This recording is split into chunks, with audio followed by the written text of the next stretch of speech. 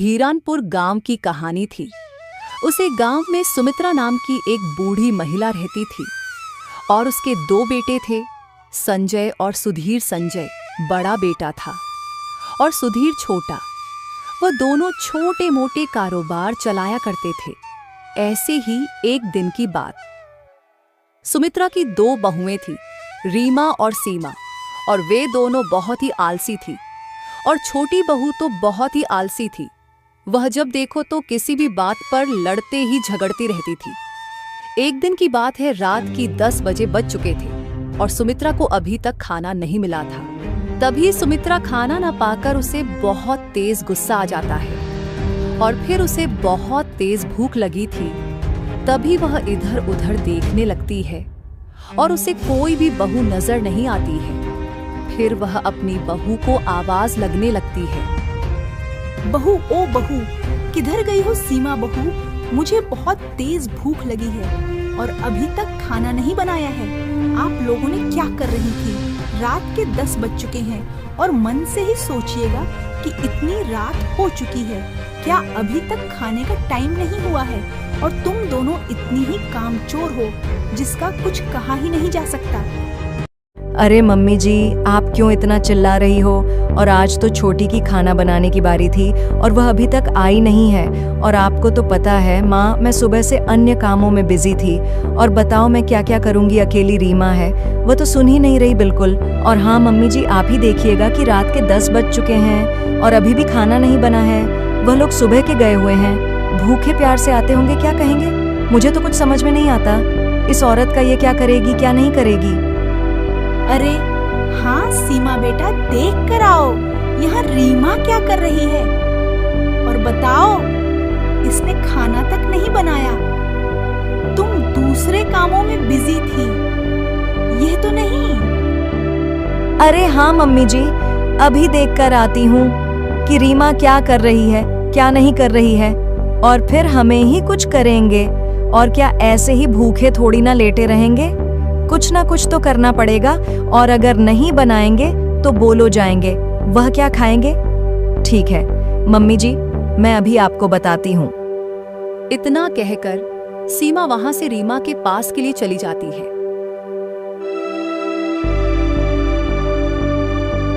तो जाकर देखते हैं कि रीमा चुपचाप अपने बेड पर लेटी हुई थी और उसे खाना बनाने की तो कोई चिंता नहीं थी।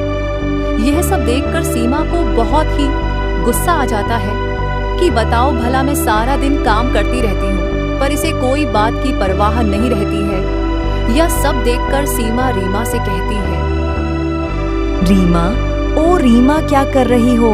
और तुम्हें बेड पर लेटी हुई हो, क्या तुम्हें खाना बनाने की चिंता नहीं है? कितनी रात हो चुकी है, कम से कम यहाँ तो देखा करो कि खाना बनाने का क्या टाइम है और कितना टाइम निकल गया है। उठो, चलो खाना बना चलकर। और मम्मी को बहुत तेज भूख लगी है। आजकल तुम ज्यादा ही आलसी होती जा रही हो मेरे साथ। कुछ तो हाथ बट लिया करो, क्या यही सब तुमने सीखा है? परिवार में रहकर ऐसा नहीं किया जाता है। और तुम तो मन से ही सोचा करो कि यह मेरी भी ससुराल है, तुम्हारा कोई मायका नहीं है, तो तुम हमेशा लेटी रहती हो। उठो, अब मेरे साथ चलो। अरे दीदी, खाम खम मुझ पर लेक्चर मत मारो, और मैं किसी का कहना करने वाली नहीं हूँ। आपको समझ में आया? और हाँ, उसे बुढ़िया से कह देना, मैं किसी का ठेका नहीं ले रखा खाना बनाने का, और उसके पास खुद के हाथ पर है, बना कर खा ले। इतनी भी बूढ़ी नहीं हो चुकी है जो उसके लिए कोई दूसरा खाना बना कर दे। और मुझे भूख लगेगी, मैं तो ऑर्डर करके मंगा के खा लूंगी। तुम लोग अपना देखो और मुझे छोड़ो। और मुझे कोई ऊंची आवाज में बात करता तो मुझे बहुत ही गुस्सा आता है। अरे रीमा, कैसे बातें कर रही हो? तुम्हें ये सब बातें कहते हुए शोभा नहीं देती हैं? और फिर वह भी तो मेरी माँ ही है, उसके लिए ऐसा हम गलत कैसे बोल सकते हैं? अरे दीदी, तुम्हें उस बढ़िया की पुजारन बनो, मुझे कोई बात से मतलब नहीं है। आप ही उसकी पूजा करो और प्लीज यहाँ से जाएगा। मेरे पास से मुझे बहुत ही गुस्सा आता है उस बुढ़िया का नाम सुनते ही। रीमा की ऐसी बात सुनकर सीमा वहां से चुपचाप चले आते हैं और रसोई में जाकर वह अकेले ही खाना बनाने लगती है। तभी वहां सुमित्रा आ जाती है और सीमा से कहती है, अरे बेटा, तुम अकेले ही खाना बना रही हो, रीमा नहीं आई है क्या? और वह क्या कर रही है? उसके तो कुछ नहीं समझ में आता है। अच्छा बेटा, बन जाए तो मुझे बता देना, और मुझे बहुत तेज भूख लगी है। अरे हाँ, मम्मी जी क्यों नहीं, जैसे ही खाना बनेगा मैं आपके लिए ले आऊंगी, और आप जब तक थोड़ी देर के लिए वेट करेगा और वह लोग भी आते होंगे, सब लोग एक साथ खा लेंगे। रात का खाना सीमा बनाने के बाद में सब खाकर सो जाते हैं, और कहीं दूसरी ओर रीमा सोच रही थी कि रात का खाना दीदी ने बना दिया है, सुबह मुझे जल्दी उठाना पड़ेगा और मुझे ही खाना बनाना पड़ेगा। मैं तो नहीं उठाने वाली हूँ, और मुझे ज्यादा देर तक लेटने की आदत है। कुछ भी हो जाए, मैं सुबह का खाना नहीं बनाने वाली हूँ, चाहे कुछ भी हो जाए।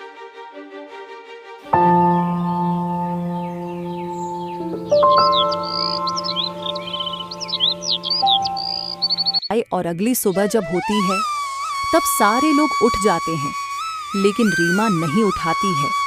तभी सीमा अपने पति संजय से कहती है, अजी सुनते हो, देखो रात का खाना भी मैंने बनाया था और सुबह हो गई, अभी चाय नाश्ता कुछ भी नहीं बना। और रीमा है कि वह अभी तक सो रही है, उसको तो काम करने की कोई चिंता ही नहीं रहती है, और मैं कब तक ये सब झेलती रहूंगी, मेरी तो कुछ समझ में नहीं आता है। अरे सिंह, कोई बात नहीं है, जाकर देख लो, क्या पता उसकी तबीयत ठीक ना हो, और ऐसे लड़ना झगड़ना ठीक नहीं लगता। और कुछ दिन और देख लो कैसा क्या चलता है, फिर आगे का सोचेंगे। और तुम जो देखते हो कि रीमा क्या कर रही है, क्या नहीं कर रही है। दूसरी ओर सीमा अपने हाथ पर चाकू से कुछ निशान बना देती है, और जब वहां सीमा जाती है देखने के लिए तेरी माँ अपने कमरे में खड़ी हुई थी, तभी सीमा रीमा से कहती है, अरे आप क्या कर रही हो?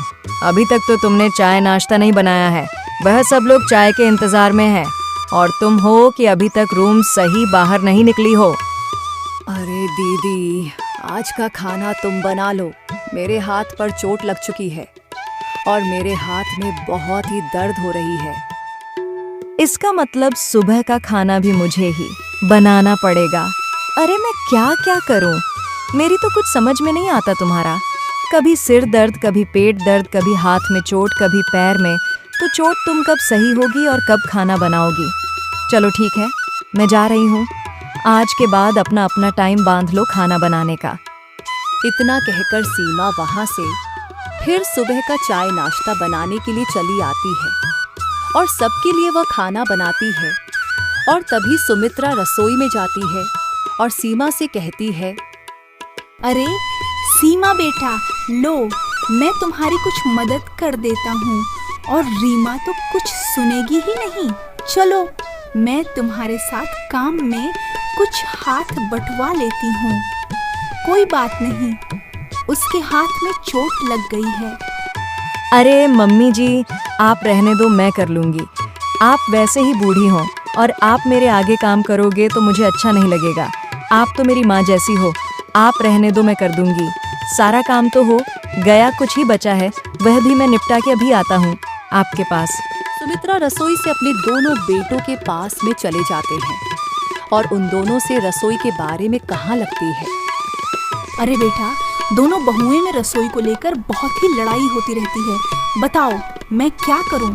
और रात की रसोई में खटखटा बड़ी रोज होती रहती है, और जिसमें छोटी बहू तो बिल्कुल ही नहीं सुनती है, बड़ी तो थोड़ा बहुत इधर उधर करती रहती है। अरे सुधीर बेटा, तुम अपनी पत्नी से कह दो जाकर आज का खाना वह बना ले।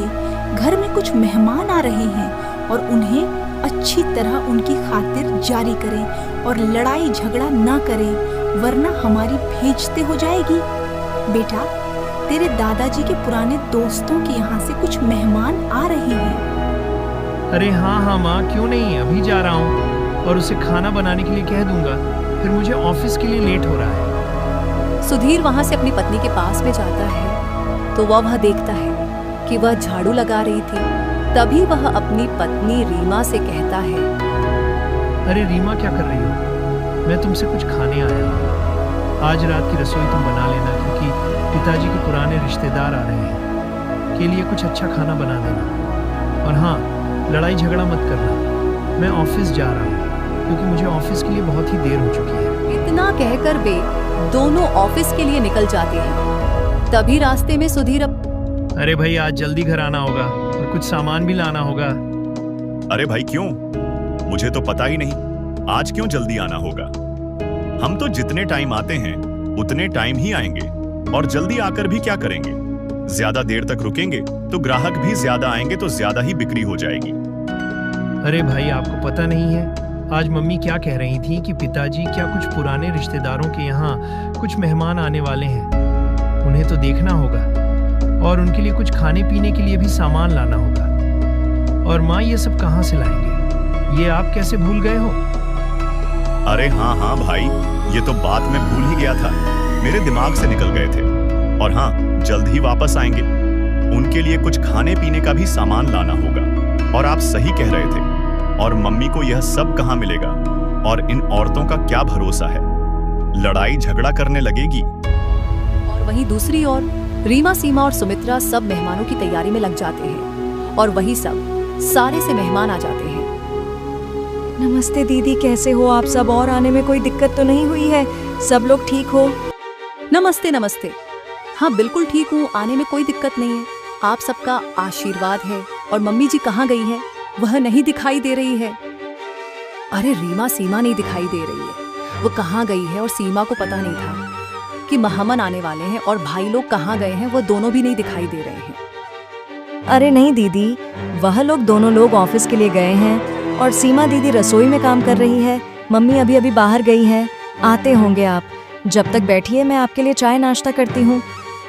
अरे बेटा, चाय नाश्ता तो हम करके आए थे, आप अपनी मम्मी को बुलाए, मैं उनसे मिल लो। और मुझे घर जल्दी जाना है क्योंकि घर पर कोई है भी नहीं। और मैंने सोचा इस रास्ते से जा रही हूँ तो क्यों ना सुमित्रा दीदी से मिलते हुए चली जाऊँ। और वह भी घर पर नहीं मिली, उनको बुला दो, मैं उनसे मिल लूँ, फिर जाऊँ। अरे हाँ हाँ, क्यों नहीं। मौसी जी, आप कुछ देर आराम करिए, अभी बुलाती हूँ मम्मी को। आप थोड़ी देर बैठी है, मैं अभी आता हूँ। और आप तो कभी भी आते भी नहीं हो, और फिर भी इतनी जल्दी जाने के लिए कह रही हो।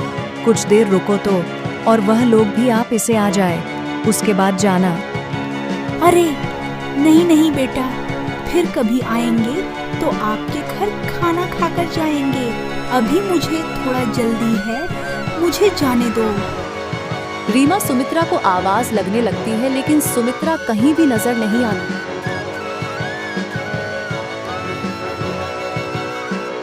तो वह रसोई में चली जाती है और सीमा से कहती है, अरे सीमा दीदी, आपने कहीं मम्मी को देखा है?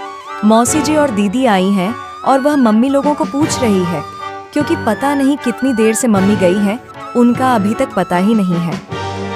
अरे रे, मामा ने भी नहीं देखा है, मम्मी कहाँ गई है? और आप बाहर जाकर देख लिए, क्या पता आता हूँ। मैं तो नहीं देखा, मैं तो रसोई में काम कर रही थी, मुझे क्या पता किधर गई है, किधर नहीं गई है। तभी सुमित्रा पड़ोस के आंटी जी के घर से अपने घर आ रही थी और उन मेहमानों के पास जाती है और उनका हालचाल पूछती है।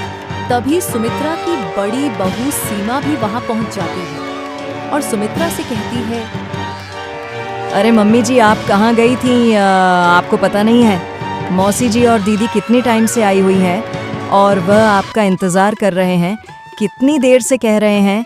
मुझे बुला दो, सुमित्रा को बुला दो। आप हो कि आपका पता ही नहीं लगा, किधर गई किधर नहीं गई।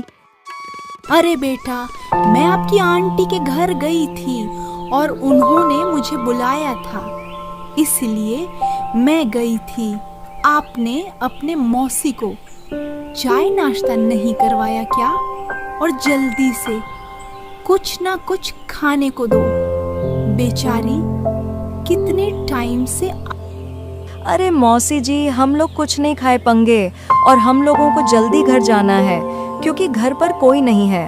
आपको देख लिया, इतना ही काफी है, और मैं आप अपने घर के लिए जा रही हूँ। इतना कहकर भेजो अपने घर के लिए चले जाते हैं। और वहीं दूसरी ओर संजय सुस्ते में आ रहे थे, वहां से तभी कह रहे थे, कि पता नहीं भाई कितना टाइम हो चुका है, वह लोग चलेंगे ना, हमको सामान ले लेते हैं। अरे भाई कोई काम करो, टाइम तो हो ही जाता है। चले गए होंगे तो चले जाने दो, अब क्या कर सकते हैं, उनको पकड़कर थोड़ी ना बैठ सकते हैं। चलो घर पर जाकर देखते हैं क्या हो रहा है क्या नहीं हो रहा है।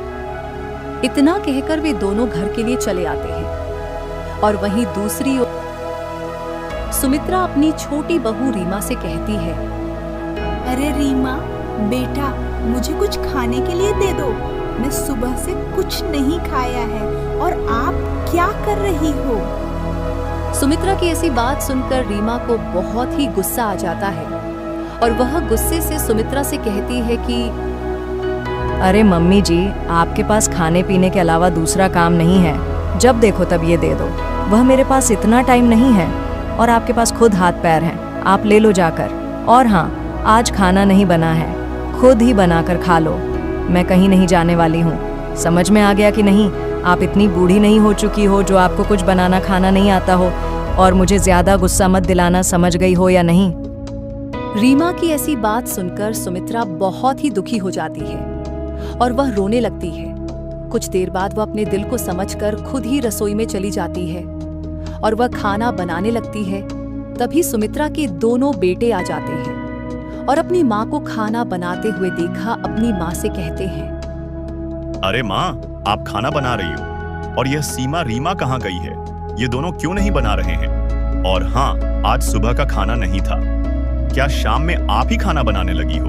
और आपको खाना बनाते हुए देखा, मुझे बहुत ही गुस्सा आता है। अरे बेटा, ऐसी कोई बात नहीं है और मेरा मन कर तो मैं खाना बनाने लगी हूँ। बहुत तो आज सुबह से दोनों काम में ही लगी हुई है और मैंने सोचा उन्हें कहाँ परेशान करूँ, इसी वजह से मैं ही खाना बनाने लगी हूँ। और आप बुरा मत मानना बेटा, मैं अपनी मर्जी से खाना बनाने आई हूँ और हमसे किसी ने नहीं कहा कुछ भी है। आप जाओ, मैं अभी खाना बनाते हैं, फिर सब लोग साथ मिलकर खाएंगे। सुमित्रा की ऐसी बात सुन रीमा को बहुत ही दुख होता है और वह रीमा और सीमा दोनों रसोई में जाते हैं और सुमित्रा से माफी मांगते हैं। अरे मम्मी जी, मुझे माफ कर दो, मुझे नहीं पता था कि आप कितना मुझे चाहती हो और मैं आपके साथ कितना बुरा किया, फिर भी आप मेरा ही साथ दे रही हो। आज के अलावा ऐसा कुछ नहीं होगा और मैं हमेशा खाना बनाऊंगी। हम दोनों लोग बना लेंगे, आपकी बड़ी ही नहीं आएगी और कोई लड़ाई झगड़ा नहीं होगा। प्लीज मम्मी, मुझे माफ कर दो। और उसी दिन से रीमा और सीमा दोनों मिलकर खाना बनाने लगती हैं और फिर आगे से कभी भी रसोई में झगड़ा नहीं होता है। उसी दिन से रात की रसोई सही हिसाब से बनने लगती है और अपने टाइम पर और सब मिलजुल कर रहने लगते हैं। और रीमा को अपनी गलती पर बहुत ही पछतावा होता है और अपने गलतियों के प्रतिशत का करने लगती है।